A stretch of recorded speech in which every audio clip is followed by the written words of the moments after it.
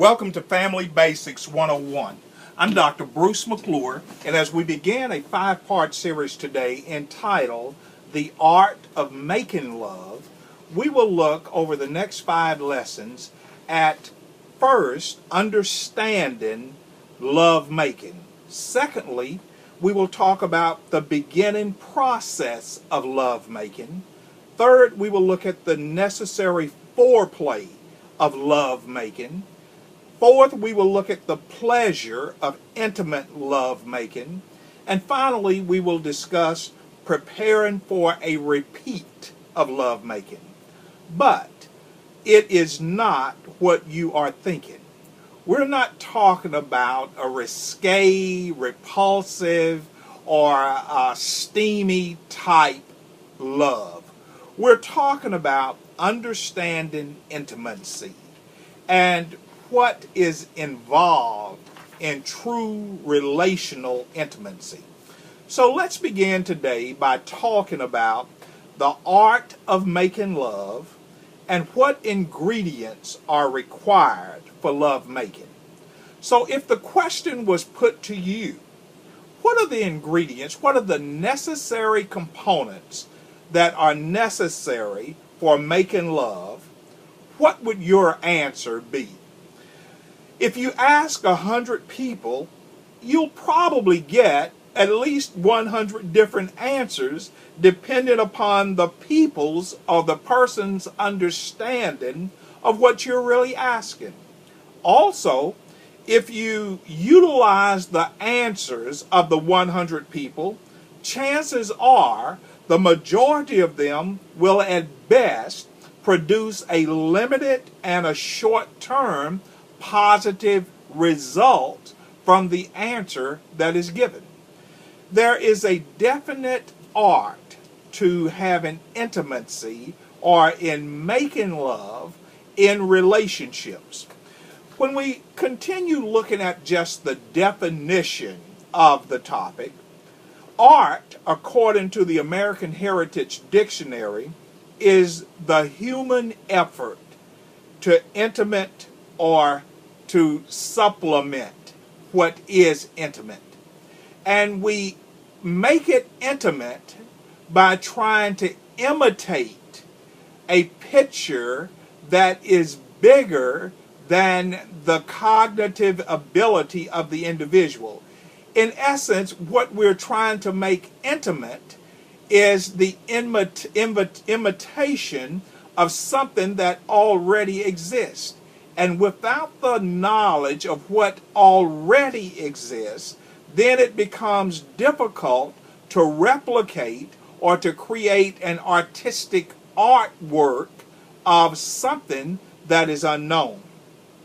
Art, by the mere definition, has a system and methods that are used in the performance of a set of activities. That's what makes it an artistic work, the art of making love. So keep in mind that in order to make it successful, one must have an understanding that art has a system built into itself, and art has methods that are used in the performance of a set of activities, and the activity is the making of love. Also, art is the skill that is acquired through study, through practice, and observation, leading to a high quality of conception and execution.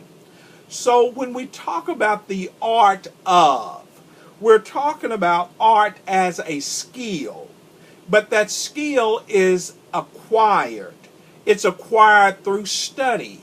Study means that there has to be someone that teaches one, that makes sure one is available for learning. And the only person that can make sure one is available for learning is the student. So if the art is a system and a method, and if it requires skills, then it requires a student who is interested in learning the art of. That student must make himself or herself available for study and then practice and observation of the results of what they are a student of. In the art of making love, making, the word making is also important.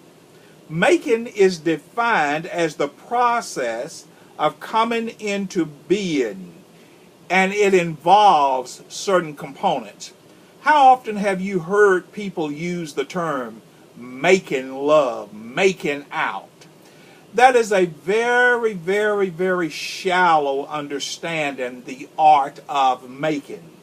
Making means the formation, the construction, the creation, the production, the composition, the development of. It's not just an event. It's an event that is also a process. And that will be true across the spectrum of learning, whether it's in love or whether it's in business, but it is the art of formation, construction, creation, production, composition, development. According to Webster's dictionary, much like the American Heritage Dictionary, they both agree that art is a skill that involves human effort in the effort to imitate that which requires study, practice, observations, but also Webster adds a different component. Webster says that it requires a conscious cognitive presence of one's mental self. So the art of making, becoming a study of, becoming a student of, becoming an observer of, becoming a practitioner of, requires the conscious cognitive mental presence of the individual.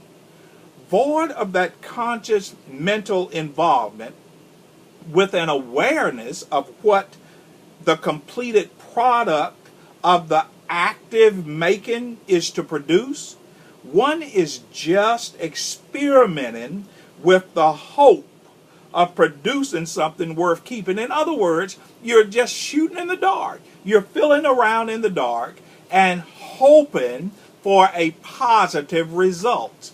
That's almost like a Big Bang theory in terms of the creation of the world.